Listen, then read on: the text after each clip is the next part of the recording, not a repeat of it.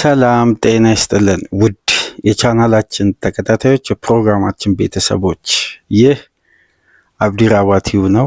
ፕሮግራማችን ላይክ በማድረግ እንድትጀምሩ፣ አዲስ የሆናችሁ ሰብስክራይብ በማድረግ ለዚህ ቻናል ቤተሰብ እንድትሆኑ፣ እንዲሁም ይህንን ፕሮግራም ከሀገር ውጭ የምታደምጡ ውድ የቻናላችን ተከታታዮች በሱፐር ስቲከር፣ በሱፐር ቻት፣ በሱፐር ታንክስ ድጋፍ እንድታደርጉ በአክብሮት እየጋበዝን እንግዲህ ከሰሞኑን ሁለት ፕሮግራሞችን ወደ እናንተ እያደረስ የምንገኘው፣ አንድ በዋና አዘጋጅ በአባ አማካኝነት ወደ እናንተ ይደርሳል። ከዛም በኋላ የኔ ፕሮግራም ነው ወደ እናንተ የሚደርሰው። እንደምንም እንግዲህ ሰሞኑን ካጋጠመው የጤና ጉዳይ አባን በግድ በርካታ አድማጮች እንግዲህ በኮሜንት መስጫ የጠፋ ምን ሆኖ ነው የሚል በርካታ ጥያቄዎች ስላሉ ባልተሟላ በተጓደለ ጤንነት እንግዲህ እንደምንም አንድ ፕሮግራም እንዲሰራ እየገፋፋሁት ነው ወደ እናንተ ይዤው መመጣውና ከዚህ ፕሮግራም ቀደም ብሎ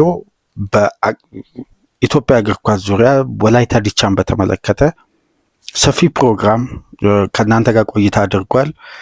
ወደኋላ መለስ ብላችሁ እንድታደምጡ፣ እንዲሁም ትናንትና በካሳይ አራጌ የእግር ኳስ ሲስተም እና የሚካኤል አርቴታን በተመለከተ አገናኝቶ ደግሞ የሀገራችን ወቅታዊ በብሔራዊ ቡድን የአሰልጣኝነት ቅጥር ዙሪያ ያነሳቸው ነጥቦች አሉ። ሁለቱ ፕሮግራሞች እንግዲህ 100% ፊት ሳያደርግ ያው ሪከቨር አድርጓል ካጋጠመው ጉዳት። ነገር ግን 100% ፊት ሳይሆኑ ለፕሮግራሙ እንግዲህ እንደምንም እያነቃቃሁት ወደ እናንተ እንዲደርስ እያደረግኩ ያለሁት እና እሱ የሚሰራቸውን ፕሮግራሞች መለስ ብላችሁ እያደመጣችሁ ደግሞ እናንተ በላይክ ሼር በማድረግ ቻናላችንን ደግሞ ሰብስክራይብ በማድረግ ቤተሰብ እየሆናችሁ ከሀገር ውጭ የምታደምጡ ደግሞ ድጋፍ እንድታደርጉ በአክብሮት እንጋብዛለን። እንግዲህ በእኔ ጫናና በእኔ ግፊት ነው ወደ እናንተ እየደረሰ የሚገኘውና እባካችሁ አድማጮች ወደ እናንተ የምናደርሰውን ፕሮግራም ተደራሽነቱን ከፍ በማድረግ የራሳችሁን አስተዋጽኦ እንድትወጡ በአክብሮት እንጋብዛለን። እንግዲህ ዕለተ እሁድ ከምንወያይባቸው አርዕስቶች መካከል በዋነኝነት ምናልባት ከትናንት ምሽት ጀምሮ በሶሻል ሚዲያው በሁሉም በተለይ በኤክስ ሰፊ መነጋገሪያ አርዕስት የከፈተው እና በዘንድሮ የውድድር ዓመት ከየትኛውም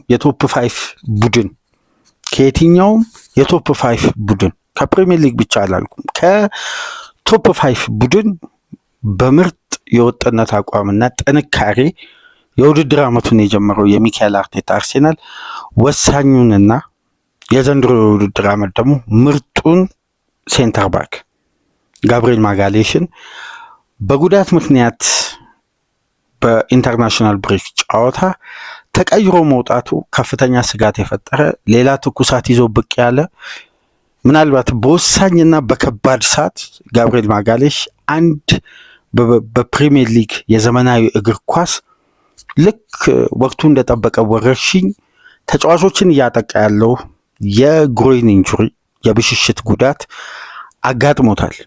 ጉዳቱ እንዳጋጠመው ተረጋግጧል። የጉዳቱ መጠን ግን ዛሬ በሚደረግለት ሰፊ ምርመራ የሚረጋገጥ ይሆናል። ከተለያዩ ፊዚዮቴራፒስቶች የቀድሞ የየክለቡ ፊዚዮ የነበሩ የሚያወጡት አስደናቂ ትንተናና ሪፖርት አለ።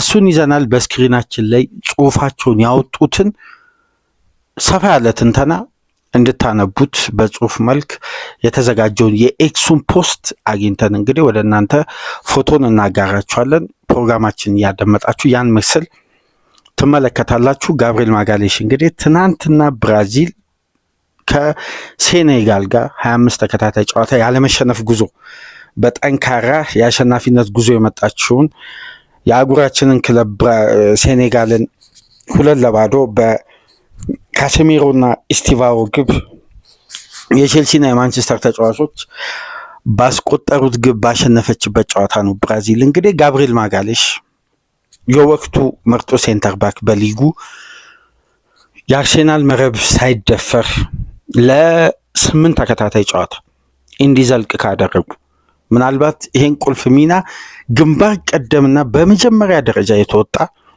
ምርጡ ሴንተር ባክ እንግዲህ ጉዳት አስተናግዷል።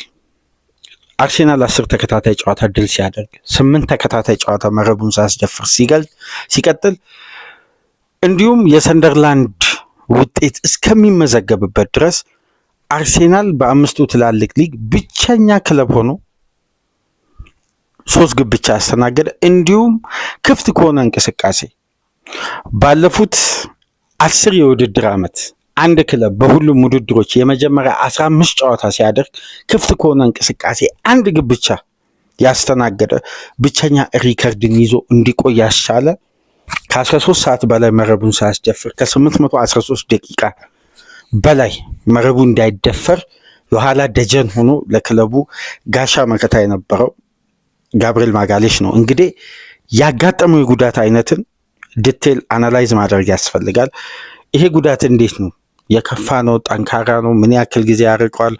ለሪከቨሪ ምን አይነት ጊዜያቶችን ይጠቀማል? እነዚህን ጉዳዮች በዝርዝር እንመለከታለን። ምክንያቱም ይሄ የጉዳት አይነትና ጋብሪኤል ማጋሌሽ ያለው ፊዚካልን በቀጥታ የሚያገናኝ አንድም ዘገባ አለ። እሱንም እንመለከታለን። በርካታ መረጃዎችን እንግዲህ አጠናክረን ነው ይሄ ፕሮግራም እስከሚደርሳችሁ ሰዓት ድረስ ጋብሪኤል ያጋጠመው ጉዳት ተረጋግጧል እንጂ የጉዳቱ መጠን አልታወቀም። ከሜዳ ምን ያክል ጊዜ ሊያርቀው እንደሚችል ግን በርካታ ግምቶች እየወጡ ግምቶችን ደግሞ የሚያወጡ ሪፖርቶች የቀድሞ የክለቦች ፊዚዮቴራፒስቶች አሁን ላይ በጋራ ሆነው የከፈቱት አንድ ካምፓኒ አለ። ያ ካምፓኒ ደግሞ የተጫዋቹን ጉዳት አናላይዝ ያደርጋል፣ ጥናታዊ ጽሁፎችን ለየክለቡ ያቀርባል። ከዛም በኋላ ያ ጥናታዊ ጽሁፍ በዩኒቨርሲቲ ደረጃ ከቀረበ በኋላ ከዛን ክለቦች ያንን ጥናታዊ ጽሁፍ ወስደው ለሕክምና ባለሙያዎች ያቀርቡና ያ ጉዳይ ተመካከሩበት በዛ መሰረት እንግዲህ ተጫዋቾችን ትሪት የሚደረጉበት መንገድ ይሰራሉ ማለት ነው። እና ያ ካምፓኒ ደግሞ ፊዚዮ ስካውት በሚል የፉትቦል ኢንጁሪ አናላይዝስ በሚል ኤክስ ቻናል ኦፊሻል በመክፈት እንግዲህ መረጃዎችን ልክ የተጫዋቹ ጉዳት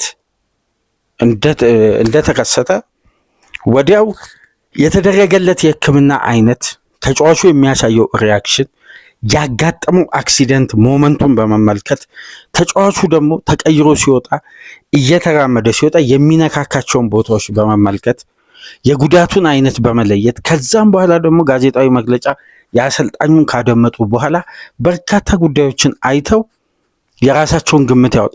በአብዛኛው የሚሰጠው ከጉዳቱ ሪፖርት በፊት ግምቶች ናቸው። ግን በእነዚህ የቀድሞ ፊዚዮቴራፒስቶች የሚሰጠው አናላይሲስ ግምት ቢሆንም በአብዛኛው ደግሞ አኪሬት የሆነ መረጃ ሰጥተው ተቀባይነታቸውን ከፍ አድርጓል። ለዛ ነው ዘገባውን በጽሁፍ መልክ ስክሪናችን ላይ በየመሃሉ እየመጣ የሚያልፍ ይሆናል ለእናንተ። የግሮይን ኢንጁሪ የብሽሽት ጉዳት ግሬድ 1 ግሬድ 2 ግሬድ 3 የሚባል ልክ እንደ ሃርምስትሪንግ ከዚህ በፊት እንዳነሳ ነው እንደ ኤሲኤል ኤምሲኤል ኤሲኤል እና ኤሲኤል ደግሞ የመጨረሻው ደረጃ እና ታይረል ሚንግ ለ14 ወራት ከሜዳ ያራቀው ደረጃ አላቸው። ሃርምስትሪንግም እንደዛው ሌሎች በርካታ ነጥቦች ስላሉ ጉዳዩን እየተወያየን የጋብሪኤል ማጋሌሽ ጉዳት ምን ሊመስል ይችላል የሚለውን ደግሞ በደንብ እንመለከታለን። ግን አንድ ጉዳይ የአርሴናል ደጋፊዎችን፣ የአርሴናል የህክምና አባላትን፣ የአርሴናሉን አሰልጣኝ ሚካኤል አርቴታን፣ የአርሴናሉን ስፖርቲንግ ዳይሬክተር አንድሬስ ቤርታን በከፍተኛ ሁኔታ ሊያበሳጭ የሚችል መረጃ ደግሞ ስካይ ስፖርት ይዞ ወጥቷል። ያንን መረጃ እናነሳለን። በለንደን መቀመጫዋን ያደረገች ዘጋቢ ምሽት ላይ ከጋብሪኤል ጉዳት በኋላ ያጋራችው መረጃ ደግሞ በበለጠ ለአርሴናል ደጋፊዎች ህመሙን ከፍ የሚያደርግ ነው። ይሄ ጉዳይ ደግሞ አምና በብራዚል ብሔራዊ ቡድን የህክምና ማዕከልና በአርሴናል ክለብ መካከል ከፍተኛ ግጭት አስነስቶ ነበር በጋብሪኤል ጄሱስ ምክንያት። ታስታውሳላችሁ። በተጠናቀቀ የውድድር ዓመት ጄሱስ ከጉዳት ከተመለሰ ለመመለስ በቂ የሪከቨሪ ጊዜ እያደረገ እያለ የብራዚል ብሔራዊ ቡድን ድንገት ጠራው ተጫዋቹ እና የአርሴናል የህክምና ማዕከል ሪፖርት አቀረበ። ትክክለኛ የሆነ ሪፖርት እና በወቅቱ የምታስታውሱ ከሆነ ጋስፔር ሄዱ ነበር የአርሴናል ቡድኑ ስፖርቲንግ ዳይሬክተር እና በቀጥታ ሪፖርቱ የቀረበው እንደው በሱ በኩል እንደነበር ከዚህ በፊት ኤዱ በብራዚል ብሔራዊ ቡድን ቴክኒክ ዳይሬክተር ሆኖ ስለሰራ ጥሩ ግንኙነት መፍጠር ስለተቻለ ጉዳዩን በቶሎ መፍትሄ ለማበጀት የተደረገው የመጀመሪያ ስቴጅ ንግግር በጎ ነበር። ጉዳዩ ግን ከዛም በኋላ ነው ግለቱን ከፍ ያደረገው በሁለቱ ወገኖች መካከል በሁለቱ በሀገርና በክለብ መካከል ግጭትና ውጥረት የተፈጠረው። ጄሱስ ሪካቨሪውን ሳያጠናቅቅ የተወሰኑ ስቴጆች ይቀራሉ የሚል የአርሴናል ሪፖርት የብራዚል ብሔራዊ ቡድን ደርሶት ግን ጥሪውን አላነሳም። በቀጥሪው ክፍት እንደሆነ ስለተቀመጠ ተጫዋቹ የግድ ለሀገሩ ጥሪ ሲደረግለት ጉዳት ይሄ ተገቢ ተቀባይነት ያለው ምክንያት እስካልቀረበ ድረስ መገኘት ግዴታ አለበት ሀገራዊ ጥሪ ስለሆነ። ጄሱስ በቀጥታ ወደ ብሔራዊ ቡድን ተጓዘ። ባልተገባ ማለት የአርሴናል የሕክምና ማዕከል ባወጣው ሪፖርት ደግሞ ያልተገባ ትሪትመንት ተደርጎለት በፍጥነት አገግሞ እንዲጫወት ስለተፈለገ ጄሱስን ለረጅም ሳምንት የሚያርቅ ነገር ግን ለተወሰኑ ጨዋታዎች ፊት የሚያደርግ ይሄ ኮምፕሊት ፊት ሳይሆን በማደንዘዣ በማስታገሻ በተለያዩ መንገዶች ተደርጎ ጄሱስ እንዲጫወት ተደርጓል። ይሄ ተገቢ አይደለም ማለት የአርሴናል የሕክምና ማዕከል ጄሱስ እንደተመለሰ ምርመራ ሲደረግለት በጣም በሚያስገርም ሁኔታ ጄሱስ ከዛም በኋላ 3 ጨዋታ ብቻ ነው ያደረገው። ጠንካራ ጉዳት አስተናገደ። ታስታውሳላችሁ ከሲቪያ ጋር ጋብሪኤል ጄሱስ አንድ ነገር እንደው በርካታ የእግር ኳስን ቤተሰብ ልብ የሰበረ ያሳዘነ መግለጫ ሰጥቶ ነበር።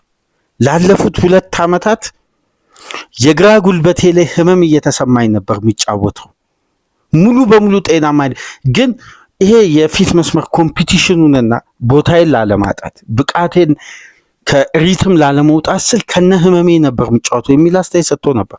ታስታውሳላችሁ አርሴናል ከሲቪያ ጋር በነበረው የሻምፒየንስ ሊግ ጨዋታ።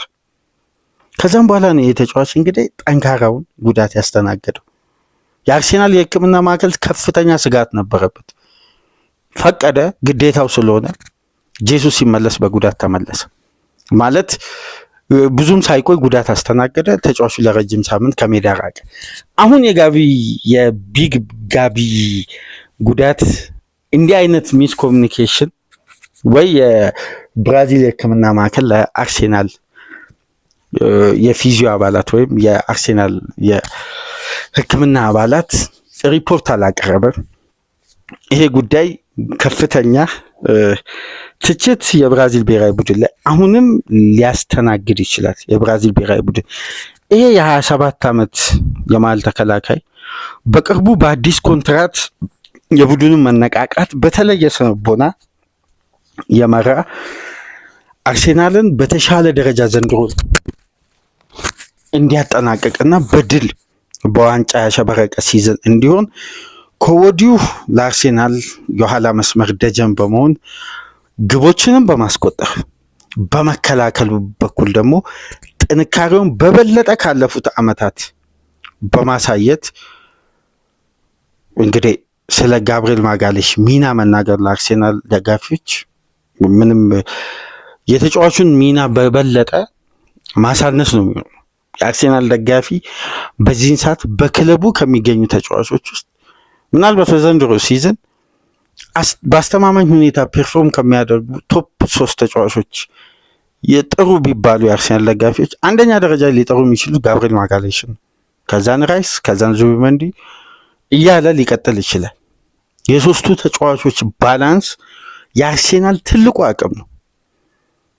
ስለዚህ ይሄ የተከላካይ ክፍሉ ለአንድም ጨዋታ ቢሆን መጉደል ለአርሴናል የተከላካይ ክፍል ጥንካሬ የሚፈጥረው ቀጥተኛ ተጽዕኖ አለ በየትኛውም መመዘኛ። በነገራችን ላይ የጋብሪኤል ማጋሌሽ ጉለት ለምሳሌ ቪክቶር ዮኬሬስ ጎሎ አርሴናል ፕሬሲንጉ ቀነሰ እንጂ ውጤት አላጣ። ምክንያቱም ሻምፒዮንስ ሊግ አሸነፈ። ባቻ ውጤት የሰንደርላንድ ጨዋታ የመጨረሻ ደቂቃ ግብ የዴቪድ ራያ የታይሚንግ ስህተት እስከሚፈጠር ድረስ ያ ግብ ተቆጠረ እንጂ በዮኬሬስ መጉደል አርሴናል የማስቆጠር ችግር አልነበረበትም። ሳካ ጎሎ አርሴናል አልጎደለም። ሳሊባ ጎሎ አርሴናል አልጎደለም። ጋብሪኤል ግን ከጎደለ ችግር ሊፈጠር ይችላል በነገራችን። ምክንያቱም አታኪንግም እንቅስቃሴ የአርሴናል የዘንድሮ የውድድር ዓመት ጌም ኦፍ ስቴት የቡድን አይደንቲቲ በጭራሽ አለልም። እኔ እስካሁን ድረስ ደጋፊዎችም የአርሴናል ደጋፊዎችም ሲሉ ሰምተናል። በርካታ የእንግሊዝ ሚዲያም ሲልም አድምጠናል። አርሴናል የሴት ፒስ ቡድን በጭራሽ አርሴናል የሴት ፒስ ቡድን አለመሆኑን በተለያየ ፕሮግራም ማረጋገጫ ትናንትና የለቀቅነውን ስለ ቲም ዳይናሚክስ የሳሊባና የጋብሪኤል ምስል ባለበት ያን ፕሮግራም መለስ ብላችሁ አድምጡ። አርሴናል ቲም ዳይናሚክስ እንጂ ጌም ኦፍ ስቴቱ ኦፕን ፕሌይ ሆኖ ከዛም በኋላ ግን የማሸነፊያ መንገድ በተለየ አማራጭ ያ ጌም ካስፈለገው ግን የሴት ፒስ ቡድን የሴት ፒስ አማራጭ እንደሚጠቀም የሚያሳይ በቂ ማስረጃ በትናንትናው ዕለት በስፋት አንስተን ዲቴል ቆይታ ያደረግንበት ፕሮግራም አለ። እሱን አድምጡና እዚህ ክለቡ ግብ እንዳይቆጠርበት በመከላከሉ በኩል አስደናቂ ስራዎችን ይሰራል። ለምሳሌ ስለ ጋብሪኤል ጥንካሬ ወደ ጉዳቱ እንመጣለን። የጋብሪኤልን አስፈላጊነት በስፋት ማንሳት ስላለብን በፕሪሚየር ሊጉ ኤሪያል ዱዌል በማሸነፍ አንደኛው እሱ ነው። በተከላካዮች ግራውንድ ዱዌልን በማሸነፍ አንደኛው እሱ ነው። በቀጥታ ከተከላካዮች የዲፌንሲቭ አክሽን ተሳትፎ በማድረግ በሊጉ አንደኛ እሱ ነው። በተሳካ ሁኔታ የአንድ ለአንድ ግንኙነቶችን በማሸነፍም አንደኛ ተጫዋች እሱ ነው። በድሪብል በመታለፍ በሊጉ አነስተኛ ድሪብል የታለፈ ተጫዋች ከሴንተር ባኮች ብቸኛው እሱ። አርሴናል በራሱ የመጫወቻ ክልል የመጡትን አደጋዎች ክሊር በማድረግ በሊጉ አንደኛ ነው። በሁሉም ረገድ ዲፌንሲቭ አክሽኑ የተሟላ ዲፌንደር ስለሆነ እያንዳንዱ ቁጥሮች የሚያሳዩት የአርሴናል የዲፌንሲቭ አክሽን መሰረት ነው ይሄ ሴንተር ባክ። ስለዚህ ቀላል ጉለት አይደለም። ሌሎች ተጫዋቾች ጎለው አርሴናል ምንም አልሆንም፣ እሱ ሊያስማለ የጋብሪኤል ጉዳይ ግን ምንም አይሆን የሚለው ጉዳይ ግን ጥያቄ ውስጥ የሚገባ ነው። ይሄ አይመስልም ያሉ ቁጥሮች የሚታዩ ነታዎች። ለምሳሌ የአርሴናል ቢልድ አፕ አንድ የጋብሪኤልን ወሳኝ ጉዳዮችን ላንሳላችሁ። አርሴናል ያልተዛነፈ ቢልድ አፕ ክፍት ከሆነ እንቅስቃሴ አደጋ ለመፍጠር ከራሱ የመጫወቻ ክልል ሲጀምር የመጀመሪያው ቦል ከጋብሪኤል ከተነሳ አደጋ የመፍጠር አቅሙ ከፍተኛ ነው። በነገራችን ላይ ይሄን በድሪል የታገዘ ቪዲዮ አንዴ ዩቲዩብ ላይ ስመለከት ነበር።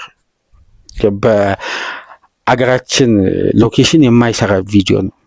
የአንድ አፕሊኬሽን አውርዳችሁ ያው ስሙ መጠቀም ስለማይቻል ነው አብርታችሁ መመልከት ትችላላችሁ። እነዛ ቪዲዮዎች የጋብሪኤል ታክቲካል ኢንፍሉዌንስ በቀጥታ በአርሴናል ቢልድ አፕ ላይ ሰርች አድርጋችሁ መመልከት ትችላል። ከፍተኛ ተጽዕኖ አለው። በሌላ በኩል ደግሞ አርሴናል ላይ ክፍት የሆነ እንቅስቃሴ አደጋ እንዳይፈጠር የመጨረሻ ፋይናል ቦሉን የሚጠብቀው ተጫዋች እሱ ነው። አምና የምታስታውሱ ከሆነ ሳሊባ ነበር። ዘንድሮ በስፕሪንትም በዲፌንሲቭ አክሽን የሃይ ተርኖቨር ኳሶችንም በማስጣት በርካታ ዲፌንሲቭ አክሽን የአርሴናል የዲፌንሲቭ ሜን ካራክተር ካነሳን ጋብሪኤልን ማንሳት፣ ይሄ ደግሞ ካሊፊዮሪ እንዴት ነፃ እንዳወጣ በተመሳሳይ ሳሊባን እንዴት መረጋጋት ውስጥ እንደከተተ ቲምበር ምርጡ ፉልባክ እስኪባል ድረስ። ስለዚህ የጋብሪኤል የኋላ መስመር የመከላከል ብቃት የአርሴናል መሰረት ነው። ስለዚህ የዚህ ተጫዋች ጉለት እንደ ሌሎቹ ተጫዋቾች ጉለት በተመሳሳይ መልኩ ከተመለከትን ተገቢ አይደለም። አርቴታን ከባድ ራስ ምታት ውስጥ ሊከት ይችላል። ምናልባት ደግሞ አንድ ፖዚቲቭ እና ትናንት ካነሳናቸው መረጃዎች መካከል በሌላ በኩል ደግሞ ማንሳት ያለብን የፒሮ ሂንካፔ መፈረም ፋይዳ ቢስ አድርገው ሲዘግቡ ለነበሩ ደግሞ አሁን ጥቅሙን ልንመለከት እንችላለን። ምክንያቱም ፒሮ ሂንካፔ አለ ምክንያት አልመጣም። እንዲህ አይነት አደጋዎች ሊፈጠሩ እንደሚችሉ ቅድመ ጥንቃቄውንም ታሳቢ ተደርጎ ነው የመጣው። ስለዚህ አርቴታ አሁን ሂንካፔን በተፈጥሯዊ ፖዚሽን ላይ የሚሞክርበትም ሰዓት ላይ ደርሷል ማለት ነው። ለምን ያክል ጊዜ እንደሚርቅ የጋብሪኤል ጉዳይ እስካሁን ድረስ ባይረጋገጥም ግን እስቲ ይሄን ምስል ተመልከቱ በስክሪናችን ላይ። ይሄ ዘገባ የወጣው ቅድም መግቢያ ላይ ያነሳውላችሁ የፊዚዮቴራፒስቶች ግሩፕ ፊዚዮ ስካውት ፉትቦል ኢንጁሪ አናላይዝ የሚባል ኦፊሻሊ ቬሪፋይ የሆነ አካውንት ነው። በርካታ ጊዜ በጉዳት ዙሪያ መረጃዎችን ወደ እናንተ ስናቀርብ ይሄንን ዌብሳይት መጀመሪያ መሰረት አድርገን ነው። ለዛ ነው አንዳንድ በጉዳት በኩል የምንሰራቸው መረጃዎች በአብዛኛው ውጤታማ ሆነው በመረጃ በኩልም ተቀባይነታችንን ሰፊ ካደረጉ ምክንያቶች አንደኛው ይሄ ዌብሳይት ነው። ገብታችሁ በኤክስ ቻናል ደግሞ የበለጠ ከነምስሉ ከነዝርዝሩ ይሄን የሕክምና ሪፖርት አናላይዝ ያደረገው ዶክተር ማን እንደሆነ ጭምር ገብታችሁ መመልከት ትችላላችሁ። እና ይሄን ዘገባ ነው ያጋሩት። እና አንድ ጉዳይ እዚህ ላይ የተመለከትኩት በአብዛኛው የብሽሽት ጉዳት እንደምትመለከቱት በአብዛኛው የብሽሽት ጉዳቶች ማይነር ኢንጁሪ ናቸው። መነሻቸው ማይነር ኢንጁሪ ነው። አብዛኛው ተጫዋች ከ1 ሳምንት እስከ 3 ሳምንት ነው ከሜዳ ሊርቅ የሚችል። ይሄ ግሬድ 1 የሚባለው ነው። በግሬድ 1 ማይነር ኢንጁሪ ላይ ተጫዋቾች ሪከቨር የሚያደርጉበት መንገድ የመጀመሪያው ትልቁ ጉዳይ ምንድነው? ቀን በቀን የሚያደርጉት የሪከቨሪ ስቴጅ በከፍተኛ ሁኔታ እረፍትና በበረዶ ምናምን የሚደረጉ የሕክምና አይነቶች ናቸው። በግሮይን ኢንጁሪ የብሽሽት ጉዳት ነው። ግን ወደዚህ ብሽሽት ጉዳት ከመምጣታችን በፊት አንድ ልዩ ዘገባ ቴሌግራፍ ላይ ተመልክቼ ነበር ከሰሞኑና ከማይክ ጀርባ ከአባ ጋር እየተወያየው ነበር። በፕሪሚየር ሊጉ የኢንቴንሲቲ እግር ኳስ ከፍ ማለቱን ተከትሎ ይላል የተጫዋቾች ሶፍት ቲሹ ጉዳት በጣም እየተበራከተ ነው። እነዚህ የሶፍት ቲሹ ችግር ደግሞ ያለባቸው ተጫዋቾች በዚህ ዘመን አንድ ሙሉ ሲዝንን ለማጠናቀቅ አይደለም በውድድር ዓመቱ ክለባቸው ከሚያደርጋቸው ጨዋታዎች ውስጥ ከ65.8% ጨዋታ የማድረግ እድላቸው በጣም ጠባብ ነው ይላል። ይሄ ቴሌግራፍ ሪፖርት ነው። ከቀናት በፊት ነው የወጣው። ቴሌግራፍ ላይ ገብታችሁ መመልከት ትችላላችሁ። ደግሞ በጄሰን ዳንክ አማካኝነት ነው ሪፖርቱ የወጣው እና ይሄንን ሪፖርት ገብታችሁ መመልከት ትችላላችሁ። በጣም ዝርዝር ጉዳዩን አቅርቧል። ለመነሻነት ያቀረበው የቼልሲን ስብስብ ነው። አሁን ኮል ፓልመርን ታስታውሳላችሁ። የመጀመሪያ የግሮይን ፊሊንግ ታይቷል ተብሎ ተጫዋቹ ከጨዋታ እንዲወጣ የተደረገው በዌስትሃሙ ጨዋታ ነበር። እዛው እንዲቀር ተደረገ። በምርጥ 11 ዋርማፕ እያሟሟቁ እያለ ነው መጠነኛ ህመም ተሰማው። በፍጥነት የሶፍት ቲሹ ችግር ስለሆነ ማቆየት አይፈልጉም። በተለይ ፊዚዮቴራፒስቶች ምናምን ኃላፊነት መውሰድ አይፈልጉም። ዶክተሮች ቶሎ እንዲወጣ ነው የሚደረገው። ተቀይሮ ተጫዋቹ ከወጣ በኋላ ስቲቫኦ ገባ። በዌስትሃም በለንደን ደርቢ ጨዋታ ተካሄደ። ፓልመር ለተወሰኑ ሳምንታት ከሜዳ ይርቃል ነው የተባለው፣ ከ1 እስከ 3 ሳምንት። በደም እዚህ ጋር ልብ ብላችሁ አድምጡኝ። ይሄ ጉዳይ በእንግሊዝ እግር ኳስ በዘንድሮ የውድድር ዓመት ተደጋግሟል። በጣም ነው የተደጋገመው በተለያዩ ስብስቦች። ሲሞና ዲንግራ በሰንደርላንድ ይሄ ችግር ተፈጥሯል። ካይሮል ሚቶማ በብራይተን፣ አሌክሳንደር ኢሳቅ በሊቨርፑል። እያንዳንዱ ክለብ ውስጥ የሶፍት ቲሹ ችግር በጣም ከፍ እያለ ነው። በሊጉ የኢንቴንሲቲ አጨዋወት መብዛት። ከዛም በኋላ ታስታውሱ እንደሆነ ፓልመር በብሬንፎርድ ጨዋታ ከረፍት በኋላ ኤንዞ ማሬስካ ሪስክ ወስደው አሰለፉ እያለን ነበር። በጊዜው ከረፍት በኋላ ቀይሮ አስገቡት። ውጤቱን ቀየረ። ምርጥ ነው። ፓልመር መነቃቃት ፈጠረ። ከዛም በኋላ በሙኒኩ ጨዋታ አጫውቱት። ታስታውሱ እንደሆነ በሙኒኩ ጨዋታ ቀይሮ ሲያወጡት በጣም የቼልሲ ደጋፊ ተበሳጭቶ ነበር። ግን የተቀየረበት ዋነኛ ምክንያት ህመም ተሰምቶት ነው። አሁንም የግሮይን የእዛ ብሽሽቱ ላይ ነው የተሰማው። መቼ ገባ? ከረፍት በኋላ በብሬንፎርድ ጨዋታ ጨረሰ። ውጤቱን ቀየረ። በቀጣይ ሮብ ሎዱን ዝም ብላችሁ አስቡት። ከሶፍት ቲሹ ጉዳት የመጣ ተጫዋች ከሙኒክ ጋር በትልቅ ጨዋታ ስፕሪንት ፊዚካል ምናምን በሚፈልግ ጨዋታውን ግን አልጨረሰም። ከጨዋታው 3-1 ምናምን ከሆነ በኋላ ቀየሩት ህመም ስለነበር። በማንቸስተር ጨዋታ ቼልሲ በቀይ ካርድ ሰው ወጥቶ በጎደለበት ጨዋታ ኤንዞ ማሬስካ ሲቀይሩ ታክቲካል ነው ብሎ ደጋፊው ጮኸባቸው። ግን ያ የግሮይን ህመም ተነሳ። በደንብ ጊዜውን ካሰላችሁት ከ1 እስከ 3 ሳምንት ይሄ ሪፖርት በስክሪናችን ላይ እንደምትመለከቱት ጽሁፉ እንደሚለው ከ1 እስከ 3 ሳምንት ጠንካራ ካልሆነ ይሄ የሶፍት ቲሹ ጉዳት ምርመራ ተደርጎ ከ1 እስከ 3 ሳምንት ይመለሳል ተባለ። ፓልመር ከ1 ሳምንት በላይ አልቆየም ተመለሰ። አሁን ታዲያ ፓልመር የት ነው ያለው? ጉዳት ላይ ነው ያለው። በማንቸስተሩ ጨዋታ ያ ግሮይን ኢንጁሪ ድጋሚ አገረሸ። ለ9 ሳምንት ነው ከሜዳ የራቀው። ይሄ ቅድመ ጥንቃቄው ሪከቨሪው በአግባቡ ካልተወሰደና ተጫዋቹን ይሄ የሶፍት ቲሹ ጉዳት በነገራችን ላይ የሕክምና ማዕከልን በጣም የሚፈትን ነው። ተጫዋቾች ፊት እንደሆኑ ፊትነስ ደረጃቸው አስተማማኝ ሆኖ በበቂ ሁኔታ ማች ፊትነስን አልፎ ወደ ሜዳ ከገቡ በኋላ ድንገት ሊነሳ ይችላል። በጣም ሁሌ አጠራጣሪና አወዛጋቢ የተጫዋቾች ጉዳት ነው። ግን የግሮይን ኢንጁሪ የመጨረሻ ከባዱ ስቴጅ ተብሎ የሚነሳው ከ6 እስከ 8 ሳምንት ነው። የዛን ያክል እንደ ሌሎች ጉዳቶች ለረጅም ወራት ከሜዳ የሚያርቅ አይደለም። ነገር ግን እያገረሸ በመጣ ቁጥር እንደ ፓልመር ረጅም ሳምንት ተጫዋች ከሜዳ ይርቃል። አሁን ስለዚህ አኪሬት የሆነ ሳምንትም አይነገርም። በነገራችን ላይ ዛሬ የተጫዋቹ የጋብሪኤል ማጋሌሽ የጉዳቱ መጠን ይነገራል፣ ግን የሚመለስበት ሳምንት አሁን በእርግጠኝነት አይነገርም ወይም አይታወቅም። በሚያሳየው ለውጥና በሚያደርገው የሪከቨሪ ሂደት ታይቶ ነው የሚመለሰው። ግን የሶፍት ቲሹ ጉዳት ሁሌ ክለቦችን ሪስክ ላይ ይጥላል። አስተማማኝ የሆነ ይሄ ተጫዋች ተመልሷል ብለው ረጅም ሳምንት ይታገሳሉ። በደንብ ካያችሁ ከቤንች ላይ የተነሳ ነው አንድ ተጫዋች የሚገባው። ለምን ቤስታ ያደርገው? ከግሮይን ኢንጁሪ እና ከሂፕ ኢንጁሪ የሚመለስ ተጫዋች በቀጥታ ቋሚ አይሆንም። ስቴጁን ያያሉ፣ አሯሯጡን ያያሉ፣ ህመም ይሰማው ኮምፈርተብል ይሁን በደንብ ይለያሉ። የሕክምና ማዕከል ዶክተሮችንም ጭምር አንዳንዴ የሚያሳጣም ጉዳት ነው። አንዳንድ ጊዜ እኮ የነ ማሪዮ ጎትዘን ግሮይን ኢንጁሪ እናስታውሳለን። ለ6 ወራት ከሜዳ እንዳራቅ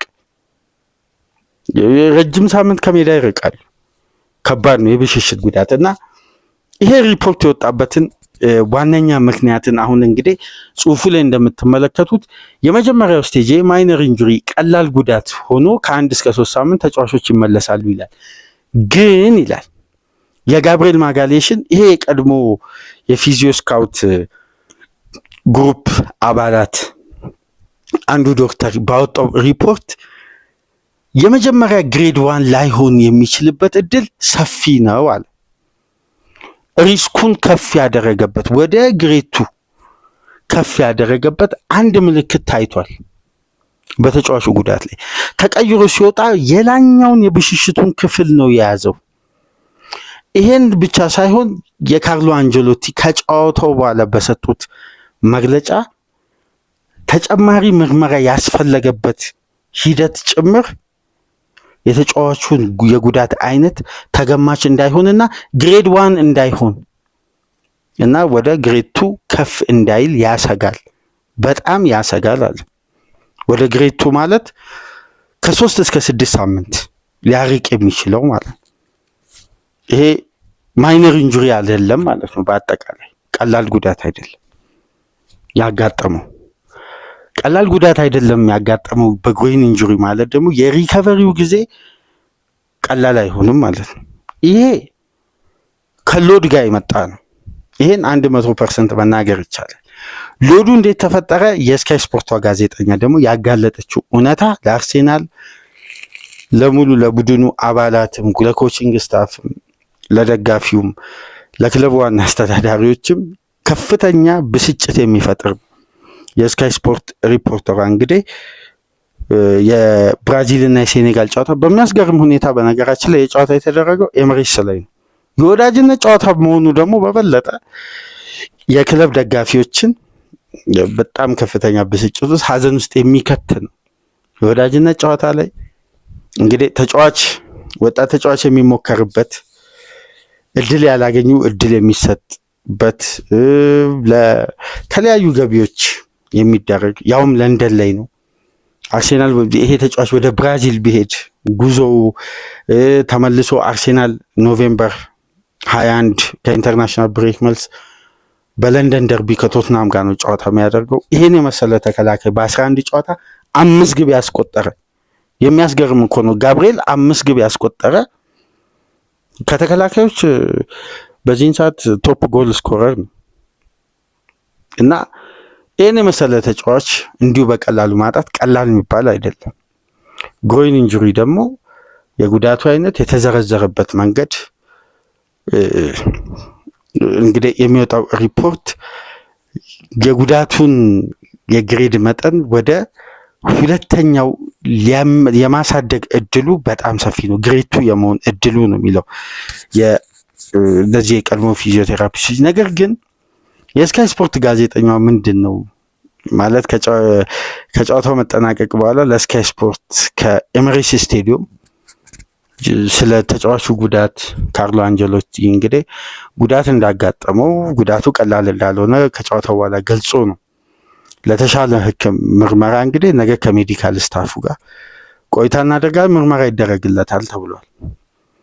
ዋነኛው ጉዳይ እንግዲህ እቺ ጋዜጠኛ እዛው በለንደን ከተማ የምትገኝ ላውረንስ ትባላለች እና ከስቴዲየም ሆና እንዲዘግብ ላይቭ የስካይ ስፖርት ጋዜጠኞች ካስገቧት በኋላ አንድ ጉዳይ ተናገረች። ይሄ ጨዋታ ከመደረጉ ከአንድ ቀን በፊት ጋብሪኤል ማጋሌሽ ከሙሉ ስብስቡ ተነጥሎ ብቻውን ትሬኒንግ ይሰራ ነበር። ከምን ጋር ነው ትሬኒንግ የሚሰራው? ከፊትነስ አሰሪዎች ጋር አይደለም፣ ከሕክምና ባለሙያዎች ጋር። ስለዚህ አንድ ጥንቃቄ ሊወሰድ የሚገባ ጉዳይ ነበር ማለት ነው። ከሕክምና ባለሙያዎች ጋር ሲሰራ የነበረው ትሬኒንግ ደግሞ ይላል በፊትነስ አሰሪዎች የታገዘ ሎድን ማኔጅ የሚያደርግ የፊትነስ ስራ ሲሰራ ተመልክተናል አለች። ይሄ ጉዳይ እንግዲህ በበለጠ በአርሴናል ደጋፊዎችም አንዳንድ እንደው በዴሊ ሜል ኢሳም ካህን ታውቁታላችሁ። ኢሳም ካህን የአርሴናል ደጋፊዎች በዴሊ ሜል የአርሴናል ውስጥ አዋቂ ከሚባሉ ሪፖርተሮች አንዱ ነው። ይሄ ዘጋቢ ምሽት ላይ ምን ይዞ ወጣ? የአርሴናልን ማኔጅመንት ክፍል ፍጹም ያበሳጨ መረጃ ከስካይ ስፖርት ተሰማ።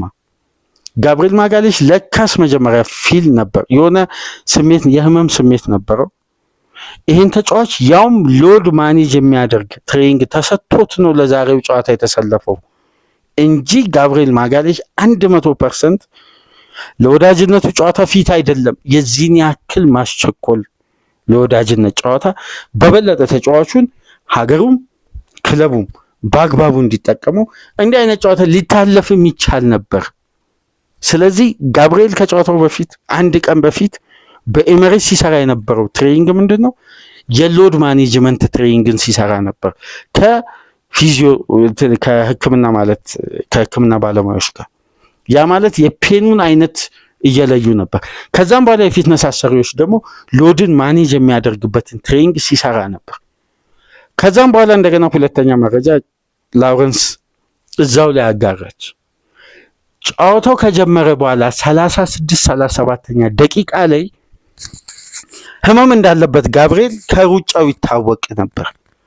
እረፍት ላይ ማስቀረት አልተቻለም። አሁን ጭቅጭቁ ካሁን በኋላ ነው የሚጀምረው። አርሴናልም የሆነ ሪፖርት ለብራዚል የህክምና ማዕከል ማውጣቱ አይቀርም። ታስታውሳላችሁ፣ የጄሱስን ጉዳይ መግቢያ ላይ ያነሳሁት ይሄ ነው። እንዲህ አይነት ጭቅጭቅ ነው። ነገር ግን ተጫዋቹ ከአርሴናል ሲሄድ የተሟላ ጤንነት ነበረው። ምንም አይነት የሆነ የተለየ ምልክቶች አልታዩም። ነገር ግን አንድ ሊያስጠረጥር የሚችልም ጉዳይ እዛ ጋር የራሳቸውን ግምት አንስተዋል። የፊዚካል ጌም አርጎ ስለመጣ ምናልባት ይህ የሰንደርላንዱ ጨዋታ ፊዚካል ጌም ስለነበር የተወሰኑ ጫናዎች ሊኖሩ ይችላል። ያን ጫና ማኔጅ ለማድረግ የብራዚል የህክምና ማዕከልና የፊትነስ አሰሪዎች በጋራ ሆነው ሊያደርጉ ይችላሉ። ይሄ ግምት ነው። ግን ተጫዋቹ የሆነ የህመም ስሜት ነበረው። ያን ጉዳይ አረጋግጣለች። ይሄ ጉዳይ ደግሞ ከታወቀ ለወዳጅነት ጨዋታ ጋብሪኤል ያውም ለአንድ ሰዓታት ያክል ሜዳ ላይ ቆይቶ ነው ተጫዋቹ ጨዋታውን መቀጠል አልቻለም። በነገራችን ላይ ግሮይን ኢንጁሪ በስፕሪንት በሃይ ፕሬዠር ይሄ ጠንካራ ሸርተቴዎች ምናምን ጋር ተያይዞ የሚመጣ ነው እንጂ ከተጫዋች ጋር ወይ ተጋጭቶ ወይ ምናምን የሚመጣ ህመም አይደለም። አሁን በአደገኛ ሁኔታ ስፕሪንት በማድረግ ድንገት የሚነሳ የብሽሽት ጉዳት ነውና በቅርብ ካሉንም በቤተሰባችን ውስጥ ካሉ ተጫዋቾች ውስጥ ይህን ጉዳት አስተናግዶት መመልከት ችለናል እና በጉዳቱ ላይ በተወሰነ መልኩም ቢሆን ኤክስፒሪየንስ አለን ይሄ ጉዳቱን የመመልከትና ይሄ ግሮይን ኢንጁሪ የሚባለው እንግዲህ ያወዛግባል። አሁን ግምቶች እንዳለ የሚያሳዩት ከ3 እስከ 6 ሳምንት ነው በእነዚህ የሕክምና ማዕከል ተጫዋቹ ሊርቅ ይችላል የተባለው። ነገር ግን ትክክለኛው ሪፖርት ከክለቡ ወይም ከብሔራዊ ቡድኑ ሳይሰጥ ጋብርኤል ለዚህ ያክል ሳምንት ከጨዋታ ይርቃል የሚለው ጉዳይ ግምት ነው እንጂ በቀጥታ አኩሬት አይሆንም። ክለቡ ራሱ ሪፖርት ቢያወጣ አኩሬት የሆኑ ሳምንታት ለ6 ሳምንት ይርቃል፣ ለ8 ሳምንት ይርቃል፣ ለወራት ይርቃል አይልም። ጉዳቱ ግን የተጠበቀው ያለ የከፋ ባይሆንም ግን ለሳምንታት ይርቃል የሚል አይነት ሪፖርት። ጉዳቱ ትንሽ ጠንከር ያለ ነው፣ ለተወሰኑ ጊዜያት ከሜዳም ይርቃል። ምክንያቱም ሪከቨር ታይም ሊፈጥንም ይችላል እንደ ጉዳቱ መጠን ተጫዋቹ እንደሚያደርገው ሪከቨሪ እንዲሁም ሊዘገይ ይችላል። ስለዚህ አሁን ግምት ነው እንጂ የሚወጣው በቀጥታ ለዚህን ያክል ሳምንት የሚለው ጉዳይ አይወጣም ማለት ነው። በአጠቃላይ ግን ቢጋቢ የዘንድሮ የውድድር ዓመት የአርሴናል ምርጡ ሴንተር ባክ የአርሴናል ብቻ ሳይሆን የፕሪሚየር ሊጉ ብቻ ሳይሆን የአምስቱ ትላልቅ ሊግ በተለይ ተጋጣሚ እኮ አርሴናል ኮርና ሲያገኝ የሚሰጋው ተጫዋች ሆነ እኮ ጋብርኤል። ታስታውሳላችሁ በ2023-24 የሚካኤል አርቴታ የመጀመሪያ አራት ጨዋታ ፕላን ውስጥ እንደሌለና እኮ ወደ ሳውዲ አረቢያ ሊሸኝ የነበረ ሴንተር ባክ ነው። አንዳንድ ተጫዋቾች አሰልጣኝን ተግቶ በመስራት በዚህ ደረጃ ሲያሳምኑ የሚያኮራ ብቃት አሳይቶ ለክለቡ ቁልፍ መሆኑን ሲያሳዩ የሚያስመሰግን ነው። ጋብርኤል ፍጹም ፕሮፌሽናል የነበረ ተጫዋች ነው። በነገራችን ላይ ለአብዛኛው የእግር ኳስ ተጫዋቾች ይህን ፕሮግራም ለምታደምጡ ጋብርኤል ምሳሌ ሊሆን ይገባል። ይሄ ተጫዋች ሁለት አይነት ፈተና ገጥሞታል በህይወቱ። አንደኛ በአሰልጣኙ ያልተፈለገበት፣ ሁለተኛ ደግሞ በዚህ ያለፈው ሳመር እንኳን ከኮንትራቱ በፊት ከአልናስር ከተለያዩ የሳውዲ አረቢያ ክለቦች ከፍተኛ ሚሊዮን ፓውንድ የሚያገኝበትን ኮንትራት ቀርቦለት ውድቅ አድርጎ ነው በአርሴናል ለመቆየት የወሰነው ኮንትራቱን የፈረመው። ይህ ማለት ፕሮፌሽናሊዝምን ነው፣ በሃይ ስታንዳርድ ፉትቦል የመቆየት አስቡ። 2023-24 በደንብ የአርሴናል ደጋፊዎች ታስታውሳላችሁ ሚካኤል አርቴታ ኢንቨርትድ ፉልባክ ሲስተምን ለመጠቀም ቶማስ ፓርቴን ቀኝ ፉልባክ ባደረገበት ወቅት ለራይስ ከፍተኛ ነጻነት ለመስጠት ቲምበር ሳሊባና ቤን ዋይትን ኋላ ለማጫወት ባቀደበት ስትራክቸር ውስጥ ጋብርኤል ከሲስተም ውጭ ወጥቶ ነበር፣ ከተፈላጊነት ሊስት ውስጥ ወጥቶ ነበር። የሳውዲን ጥያቄ አርሴናል ይጠባበቅ ነበር። ጉዳዮች ሁሉ ተርን ያደረጉት በቲምበር ኤሲኤል ጉዳት ምክንያት ነው። ከዛም በኋላ ወደ ባክፎር ሲስተም ተመለሰ። ጋብርኤልን በአርሴናል ቤት ቆየ። ዛሬ ላይ ለሚታየው ለአርሴናል የኋላ መስመር ጥንካሬ አንዱ ማሳያው ነው። እንግዲህ በአርሴናል ቤት ሜንታሊም ፊዚካሊም እንደውም እኮ አንዳንድ ከአርሴናል ደጋፊዎች ጋር በአንዳንድ አጋጣሚዎች ውይይት ስናደርግ የክለቡ አምበል መሆን ያለበት ጋብርኤል ነው። ይሄ በአምበልነት ደረጃ የሚያስፈልገው ስፕሪትና ወኔ ተነሳሽነት ተጫዋቾችን አርሴናል የተወሰኑ ጨዋታ ላይ በሆነ ሞመንተም ብልጫ ሲወሰድ ዳግም ኢነርጂ እንዲያመነጩ ከኋላው ነው የሚያነሳሳ የሚያነቃቃ ተጫዋቾች ኳስ ሲስቱ ሄዶ እንዳያዝኑ የሚያበረታታ ክለቡ ግብ የሚቆጠርበት ከባድ አደጋ ቢፈጠርበት እንደ አዲስ ሞቲቬት እንዲሆኑ ከኋላው ነው የሚመራ እና ጉለቱ ይሄ ቀላል አንድ ተጫዋች ጎሎ ጋብርኤል የሚባል ተጫዋች አርሴናል የኋላ መስመር ተጫዋቹ ጎሏል ተብሎ የሚተው አይደለም። ለአርቴታ ያለፉት 2 ዓመት ጠንክሮ በመስራት አሳማኝ የሆነ ብቃቱን አሳይቶ ቦታውን ያስከበረ ሴንተር ባክ ነውና እንግዲህ ይሄን ጉዳቱን ያቅልልለት ነው የምንለው። በቶሎ ሪከቨር አድርጎ ጋብርኤልን በዘንድሮ የእንግሊዝ ፕሪሚየር ሊጉን ካደመቁ አንዱ ሴንተር ባክ ስለሆነ ህመሙ ቀሎለት በፍጥነት አገግሞ ወደ ሜዳ እንደሚመለስ ተስፋ እናደርጋለን። ለማንኛውም ግን ዛሬ ውጤቱ ሊወጣ ይችላል። በጣም ሲሪየስ ነው የሚል ዘገባ አጠብቁ፣ አይወጣም። ከባድ ጉዳት ነው ለረጅም ሳምንት አይወጣም። እንደዛ በግሮይን ኢንጁሪ እንዲህ አይነት ሪፖርት አይወጣም። ግን ጉዳት አስተናግዷል። ጉዳቱ ተረጋግጧል። ለተወሰኑ ሳምንት ከሜዳ ይርቃል። በነገራችን ላይ አርሴናል ከቶትናም ከባየር ሙኒክ ከቼልሲ ጨዋታ አለው። የቶትናሙ ጨዋታ ሊያመልጥ የሚችልበት እድል ሰፊ ነው። በባየር ሙኒኩ ግን እርግጠኛው ናችሁ ማለት ላይሆንም ይችላል ሊሆንም ይችላል። የባየር ሙኒኩ ጨዋታ ደግሞ ካመለጠው ለቼልሲ ጨዋታ አይደርስም። ምክንያቱም ይሄ የግሮይን ኢንጁሪ ሪከቨሪ ቀን 3 ነው። የባየር ሙኒክ ጨዋታ አምልጦት በ3 ቀን ሪከቨሪ ማች ፊትነስ አንድ ተጫዋች አልፍ በነገራችን ላይ። ስለዚህ የሙኒኩን ጨዋታ ካለፈ የቼልሲን ጨዋታ አይገባም። ስለዚህ አሁን ላይ እርግጠኛ ሆኖ ለመናገር የሚያስችለው በግምትም ቢሆን ሊያመልጠው የሚችለው ለንደን ደርቢ ብቻ ነው። ከዛም በኋላ የሚኒኩ ጨዋታ ካለፈው ግን የቼልሲ ጨዋታ በድጋሚ አልፈዋል እና በቶሎ ሪከቨር አድርጎ እንደሚመለስ ተመልሶ የአርሰናል ደጋፊዎችም ሆነ የእግር ኳስን ቤተሰብ ዳግም በስክሪኑ ላይ እንደምንመለከተው ተስፋ እናደርጋለን። በጋብሪኤል ማጋሌሽ የጉዳት መረጃ የነበረን ቆይታ ይህን ይመስላል። ላይክ፣ ሼር፣ ሰብስክራይብ ማድረጋችሁ እንዳትረሱ። ከሀገር ውጭ የምታደምጡ በሱፐር ስቲከር፣ በሱፐር ቻት፣ በሱፐር ታንክስ ድጋፍ አድርጉ። ከዚህ ፕሮግራም ቀደም ብሎ እንግዲህ አባን በመከራ ከተኛበት አስነስቸው እንግዲህ ለሁለት ተከታታይ ቀን ከእናንተ ጋር ቆይታ ያደረገበትን በሀገራችን እግር ኳስ ዙሪያና በክለቦች ዙሪያ ቆይታ ያደረገበትን ፕሮግራም ወደ እናንተ አድርሷል። እሱም ፕሮግራም ትናንት ዛሬ ወደ እናንተ ያደረስነው መለስ ብላችሁ እያደመጣችሁ የካሳይና የአርቴታ ምስል ያለበትን እስቲ ፕሮግራም ደግሞ በደንብ ብታደምጡ አሁን ለብሔራዊ ቡድናችን አሰልጣኝ ቅጥር ለሚደረጉ አንዳንድ ጉዳዮች ላይ ሰፊ ቆይታ ያደረገበት እንግዲህ 100% ፊት ሳያደርግ እንደምንም በማስታገሻ በምን አድርጌ ነው ይዤ የመጣሁት። ለጨዋታው ብቁ አይደለም፣ ለ90 ደቂቃ እስካሁን ፊት አይደለም፣ ግን እንደምንም አምጥተነው ነው እንግዲህ እስቲ የሱንም ፕሮግራም እያደመጣችሁ ይህንንም ተደራሽነቱን ከፍ እንድታደርጉ የረፍት ቀናችሁን ከኛ ጋር ቆይታ ስላደረጋችሁ ከልብ እያመሰገንን በሰኞ ንጋት ፕሮግራማችን እስከምንገናኝ ድረስ ሰላም ቆዩ።